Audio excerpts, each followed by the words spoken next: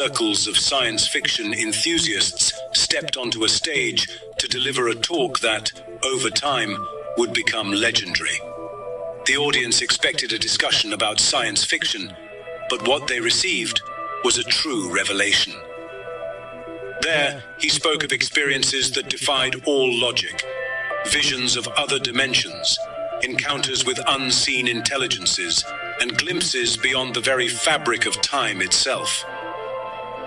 He claimed to have perceived a hidden structure behind reality, shadowy forces manipulating human perception, and a future in which humanity would be enslaved by its own systems of control unless it changed course. Few understood the magnitude of what he revealed that night, but those who did never forgot it. Some believed that what he dared to share, his revelations about the illusory nature of the world and the powers that govern it, was precisely what, not long after, cost him his life. We were under surveillance. We really were. There was no doubt about it whatsoever. I've seen my CIA file. I've seen my FBI file. The CIA opened my mail. The FBI had a file on me. I've seen both.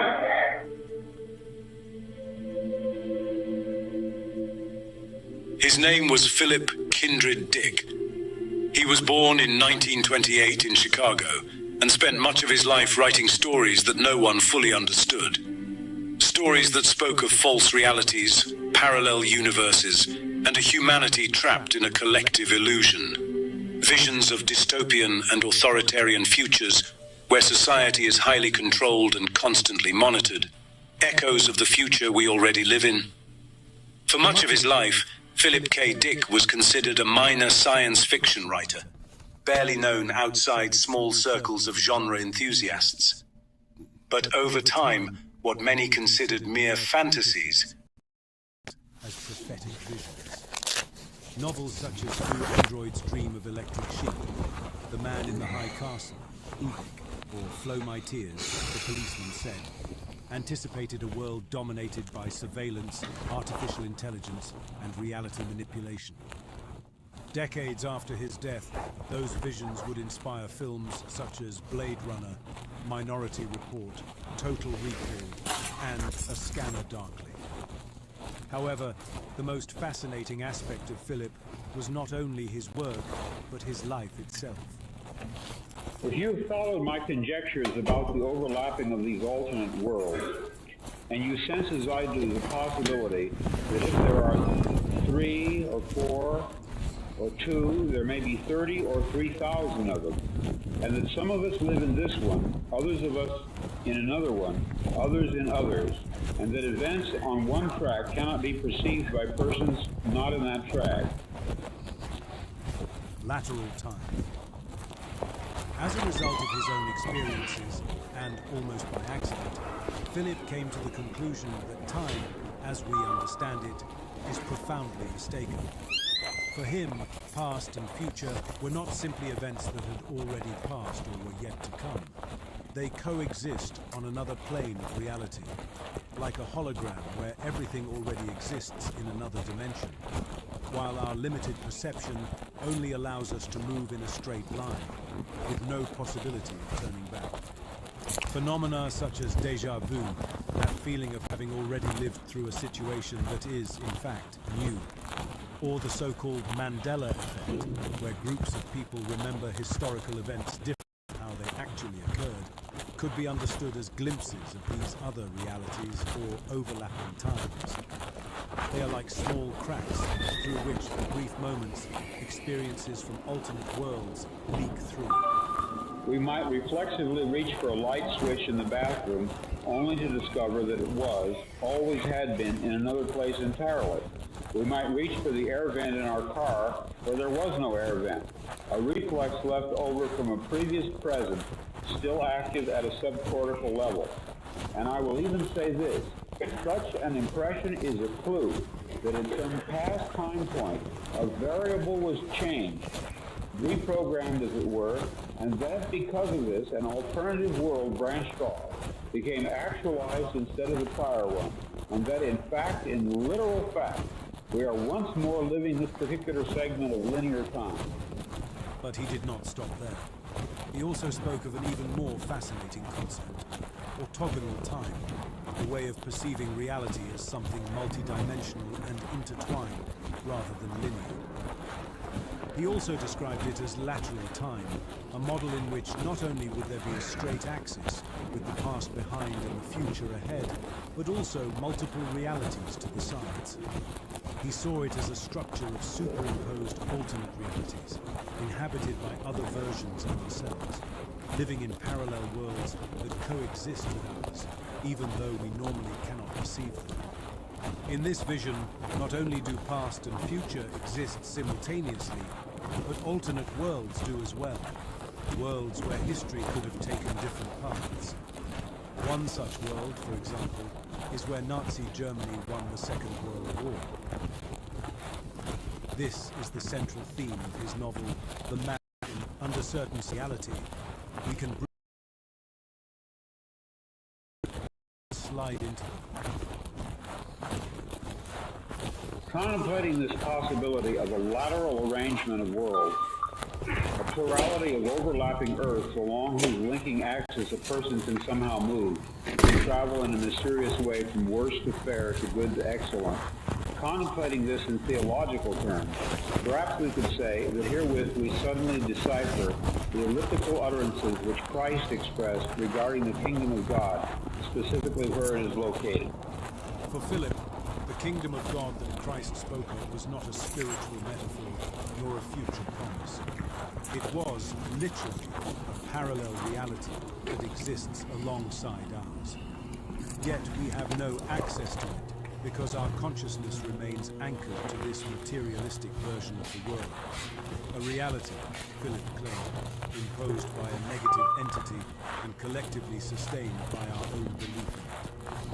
A shared illusion that keeps us trapped here. We will talk more about this later. Sometimes, Philip said, when a crack opens, for a moment we can see beyond the linear flow, as if the mind briefly tuned in to another frequency, another version of the world, where events do not follow the same rules.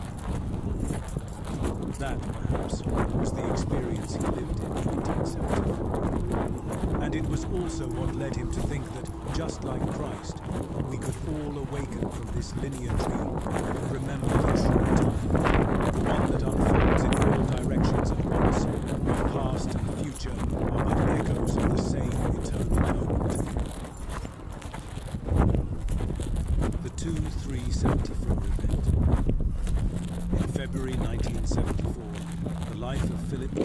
Dick changed. What was meant to be a simple wisdom tooth extraction turned into the beginning of one of the most mysterious episodes in contemporary literary history. After the surgery under the effects of sodium pentothal, Philip turned blind. Shortly after, a young woman came to his door to deliver more medication. She wore around her neck an ancient Christian symbol, a small fish-shaped egg. At that moment, he said, a beam of pink light struck him. A light that was not just light, it was information. Philip felt thousands of pieces of data, images, and memories downloading into his mind at an impossible speed. He called it an anamnesis, a remembering of something he had never learned. From that day on, he began to experience a disconcerting sensation. He was living two realities at once. On one hand, he was still the writer living in California in 1970. But simultaneously, he was a Gnostic Christian From the first century, hiding from the Roman Empire that persecuted him for his faith. In his mind, both worlds coexisted as if two timelines had overlapped. He said that the Roman Empire had never truly fallen, that it still existed in a disguised form, an invisible prison keeping humanity asleep within a collective illusion. That message, according to him, was not symbolic, it was literal. Philip claimed that a living intelligence, a higher force he would later call Valis, vast active living intelligence system, had transmitted that information to him. And what he had received that afternoon in 1974 was part of a plan, a signal to awaken those who had forgotten their true nature. In the years that followed, obsessed with understanding what had happened, he wrote thousands of pages trying to decipher the message. That monumental journal became known as the Exegesis. More than 8,000 pages where he sought to understand the pink light, his visions of time, parallel realities, and the nature of the God who had revealed himself to him. In it, he wrote enigmatic phrases such as, "The empire never ended." For Philip, that empire was not literally Rome of the 1st century, but the global tyrannical system that for millennia has kept humanity trapped in a dream, a spiritual matrix, while true reality remains hidden behind the veil of time. I think we cannot know what he is, but we can experience his functioning, and so can ask, what does he resemble? Not what is he, but rather what is he like? First and foremost, he controls the objects, processes, and events in our space-time world. Since the resolution of every encounter of thesis and antithesis between the dark counterplayer and the divine programmer, a new synthesis is struck off. And since it is possible that each time this happens, a lateral world may be generated. Philip K. Dick believed that the reality we perceive is not what it seems. According to him, there are two fundamental forces that govern our world. One keeps us trapped in illusion, and the other seeks to guide us toward evolution, toward a leap into a higher reality. One tends toward chaos, stagnation, and dispersion, the other toward evolution and perfection. The first of these entities acts like the demiurge of the Gnostics, an architect who builds an illusory world, keeping souls trapped in matter, repetition, and routine. Everything appears solid, yet it is a construction that limits our vision and our freedom. Opposing this force, however, exists another, the programmer and reprogrammer that Philip called Valis, the vast, active, living intelligence system. Valis is the intelligence that guides evolution, urging us to question reality, to recognize the patterns that confine us, and to take a leap toward a better world. This duality functions as synthesis and antithesis. The tension between illusion and evolutionary guidance generates the possibility of transformation. It is the essence of yin and yang, the cosmic balance that allows evolution. According to Philip's vision, as well as that of many cultures, mystics, and great thinkers, there are forces that program us, and others that can reprogram us. It is the eternal struggle between good and evil reflected in our own journey. Are we listening to the voice that keeps us trapped in illusion, or to the signs that guide us toward evolution and the expansion of consciousness? The question is clear, but the answer depends on our willingness to awaken and look beyond the veil that confines us. Recognizing these forces is the first step. The next is to understand how we can interact with them, how we can perceive reality beyond illusion and make the leap into new dimensions of consciousness. That is the door Philip K. Dick invites us to explore. Reality as a simulated illusion. Many years before the Matrix existed, Philip K. Dick was already speaking about the possibility that we might be living in a simulated reality. Imagine hearing that in the 1970s. Part of the audience laughed. They weren't ready for such an idea. Today, decades later, scientists like Nick Bostrom consider the simulation hypothesis plausible, and both Hugh Everett's theory of parallel worlds and the observations within the quantum realm suggest that every decision or event generates coexisting universes. For Philip, our reality was neither fixed nor absolute. It was a system in constant adjustment, a matrix of information that could be reconfigured, and we were part of it. Over time, he came to the conclusion that many of his works were not mere products of his imagination or simple fiction, but glimpses of alternative worlds as real as our own. He believed they were leakages from parallel universes, places where other versions of himself existed simultaneously, and that their memories or experiences somehow managed to cross into his consciousness in this reality. I'm going to be very candid with you. I wrote both novels based on fragmentary residual memories of such a horrid slave state world. People claim to remember past lives. I claim to remember a different, very different present life.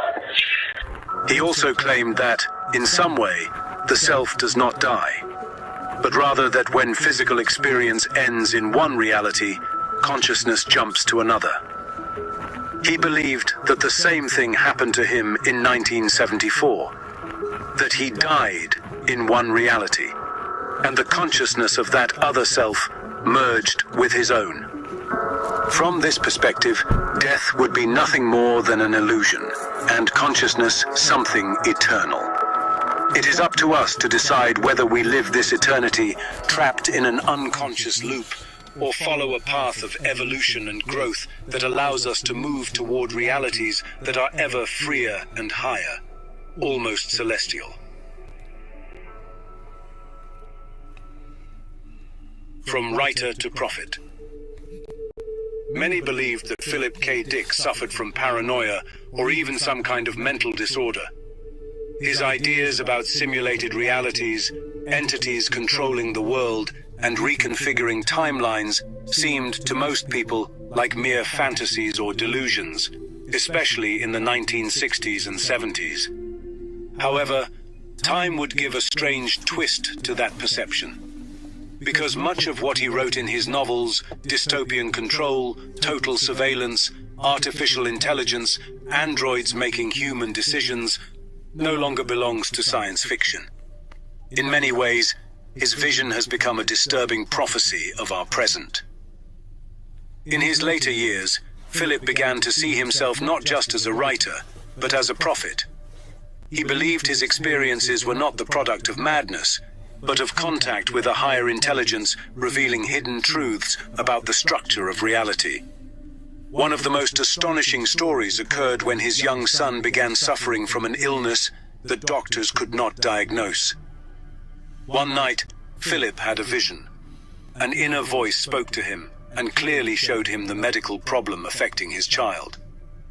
Guided by that experience, he insisted on taking the boy to the hospital and described precisely the anomaly they needed to look for. The doctors confirmed he was right. His son had an inguinal hernia that, if left untreated, could have been life-threatening. For him, that was confirmation. It wasn't paranoia or madness. Something, a higher consciousness, a divine information network, or a form of intelligence transcending time, had shown him the truth. From that moment on, his view of the world changed forever. He became convinced that reality had a hidden purpose, and that his mind, for some reason, had been chosen to glimpse it. During the brief time I walked about in that garden world, I had the strong impression that it was our legitimate home, which somehow we had lost. Something older and more beautiful than that which my own religion can conjure up as a lure to keep us in a state of dutiful morality and faith. What I saw was very old and very lovely. Philip K. Dick claimed that during one of his slips between alternate universes, he discovered what he called Timeline C. This timeline was not a distant future, nor a place to reach after death, but a state of parallel reality that coexists with our own, accessible from the present moment. For him, Timeline C was a paradise, not in the sense of a simple abstract heaven, but as a version of existence where illusion dissolves, control vanishes, and true freedom manifests. In that plane, consciousness is no longer trapped in the material world, but opens to the realm that, according to him, Christ himself taught.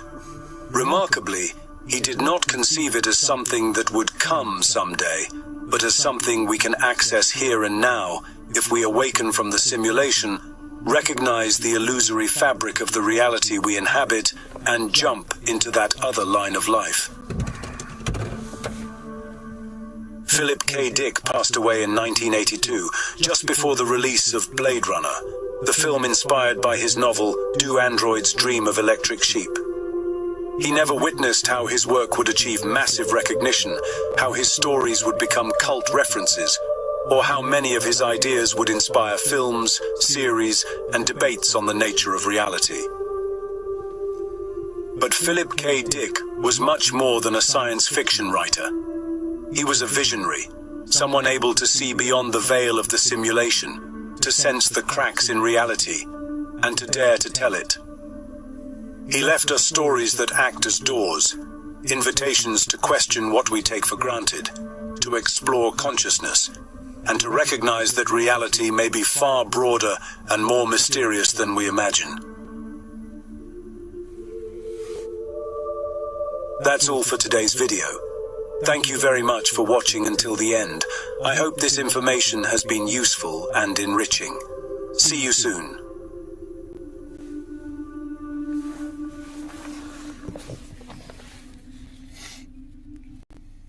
Sammy helped me shut out the rest of the family and bosses and underbosses of the other families.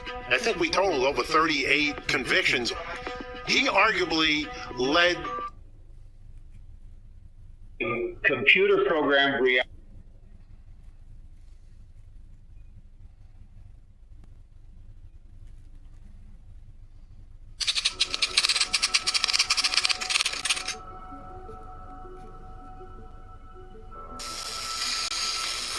All cells, bones, cancer tumor, this and that is nothing but energy, waves, vibrations.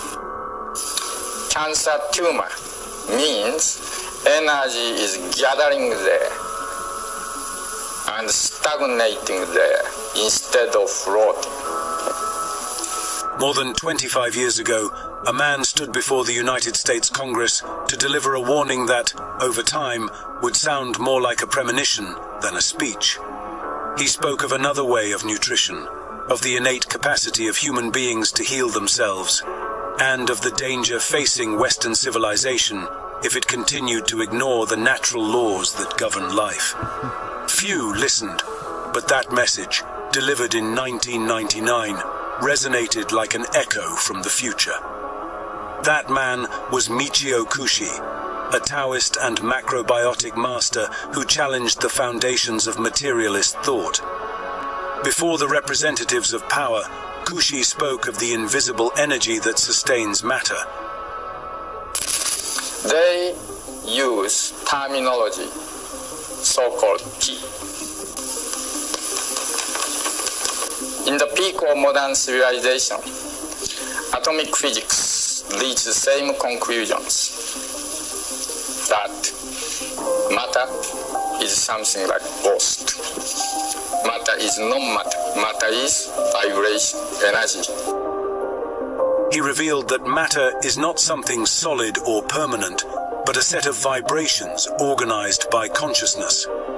And that by learning to master those vibrations, by refining our Qi, we could heal diseases, extend life, and transform our reality. But his words were ignored, his message silenced, and his legacy slowly buried under the noise of a science clinging to the tangible and a pharmaceutical industry that thrives on keeping us sick. When you speak certain words, you yourself change because giving you certain vibration and also giving to someone to whom you speak certain vibration and changing also him. So words, speech, you have to choose very carefully. You can alive people, you can kill people. Same thing by your own chantings or own talkings, you can alive yourself, you can kill yourself. Kushi did not speak from fantasy nor superstition. He spoke from a deep understanding of the universe and of the human body as a reflection of that same cosmic order. According to his vision, every illness is nothing more than a disruption in the circulation of qi, an obstruction in the vital flow that connects mind, body, and spirit. When that energy stagnates, disease appears. When it flows freely, health, mental clarity, and inner fulfillment arise. But accepting this truth meant recognizing that the power of healing resides within us, not in laboratories or pills. That is why Michio Kushi's teachings were ridiculed, censored, and even labeled pseudoscience. Because a human being who learns to nourish and refine their energy stops depending on external systems that control them. Energy, understanding of energy is understanding of body and spirit at one time. Same. Okay? And understanding energy is the guide for you, the guide of your life, including your physical manifestation and spiritual manifestation. Okay? This knowledge, which unites Eastern wisdom with an advanced understanding of energy, empowers the individual. And that, for the great powers, is dangerous.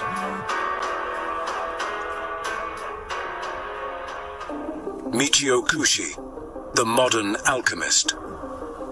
As early as 1984, Michio Kushi spoke of concepts that, for the Western public of the time, bordered on the impossible. Vital energy as the basis of matter, consciousness as a creative force, and the possibility of healing the body through inner balance. Kushi taught that there are two fundamental currents in nature, yin energy and yang energy. One represents matter, rest, nourishment, and receptivity. The other, movement, action, the fire that transforms. One rises from the earth, the other descends from the cosmos. Life is nothing but a dance between the two, a dynamic balance that, when broken, gives rise to suffering. Through food, thought, breathing, and intention, human beings can restore that harmony. That is why he emphasized food so much. Food, he said, does not merely nourish the physical body, it is a material manifestation of qi. Natural foods, grown in balance, keep energy clean and flowing. But the modern diet, industrialized, unbalanced, and loaded with artificial excess yang, blocks the circulation of qi, generating illness and mental confusion. For Kushi, the true revolution was energetic and spiritual. It was not about changing governments or economic systems, but about transforming human consciousness, understanding that we are living laboratories of internal alchemy. The ancient Taoists called this path Nei Dan, internal alchemy, a process of refinement in which the human being transforms vital energy into enlightened consciousness. They taught that within us exist three major energy centers, the three Dantian, the lower, where qi is generated and rooted in the earth, the middle, where it is transformed into emotion, compassion, and vitality, and the upper, where it sublimates into wisdom and pure consciousness. When we learn to refine that energy, we ascend from the dense to the subtle, from matter to light, following the same path that the universe takes in its eternal movement toward fullness. At the end of the video, I will guide you through a simple practice inspired by the ancient Taoist masters, so you can begin today to feel and cultivate your own inner energy. From the subtle to the dense. We live in a universe made of energy. Everything that exists, from the farthest stars to the cells in our bodies, vibrates within an immense field of movement and transformation. What we call matter is only an appearance, a temporary condensation of energy. Quantum physics, after centuries of materialist thought, has ended up approaching what the ancient Taoist sages already knew, that matter is just energy vibrating. and that consciousness is the force that shapes it. If we could observe the inside of an atom, we would discover that it is almost completely empty. More than 99.9% of its volume is empty space, a vast ocean of potential in which subatomic particles appear and disappear, sustained by an invisible energy known as the quantum field. At that level, reality is not composed of objects, but of probabilities, and each particle exists as a latent possibility until consciousness observes it.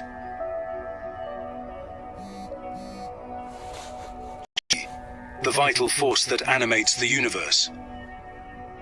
As early as the 1980s, Michio Kushi was sharing in the West ideas that ancient Taoists had taught in the East thousands of years ago.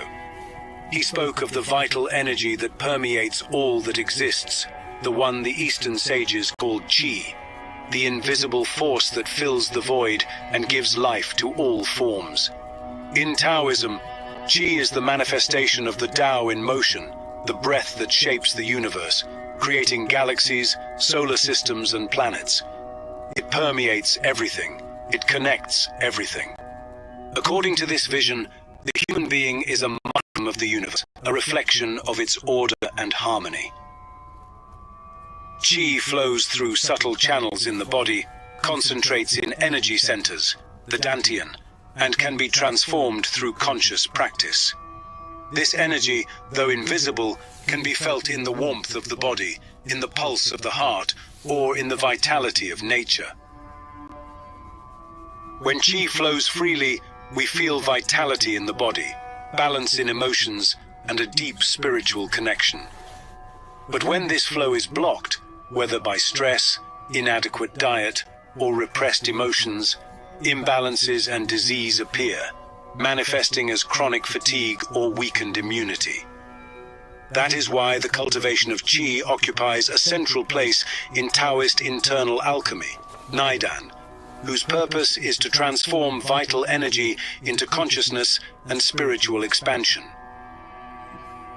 This process seeks alignment with the Tao and what is called immortality, understood not as eternal physical life, but as the transcendence of the ego and union with the whole. Internal medicine. Since ancient times, Eastern traditions, Taoism, Buddhism, and Hinduism have conceived the body as a sacred laboratory, a microcosm that reflects the universe. While the West considers consciousness a byproduct of matter, the East teaches the opposite. Consciousness shapes form. Within us, every thought and emotion has a direct effect on the flow of internal energy. Fear, tension, or anger block Qi. Calm, gratitude, and love restore it. Our consciousness acts as a quantum observer, collapsing infinite possibilities into the concrete experience toward which we direct our attention. Therefore, training the mind is also training energy.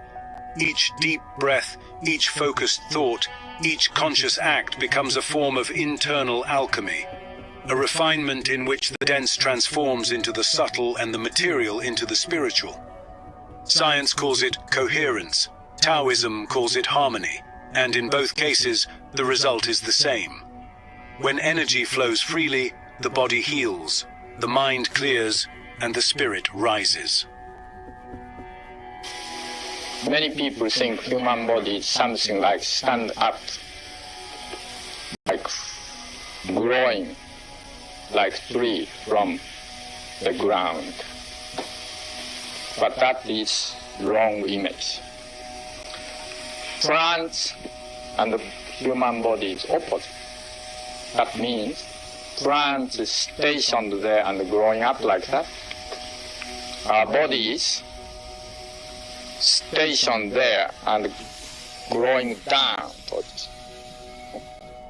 According to Michio Kushi, the human body is a reflection of the spirit, a node of individual consciousness that manifests in the dense planes of reality. Our essence descends from subtler levels, such as the planes of light or the astral, until it materializes in physical matter.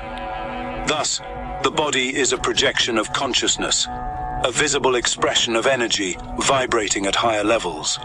This implies that many times, illness is nothing more than a blockage in the subtle body, an interruption in the energetic flow that, over time, densifies until it manifests physically.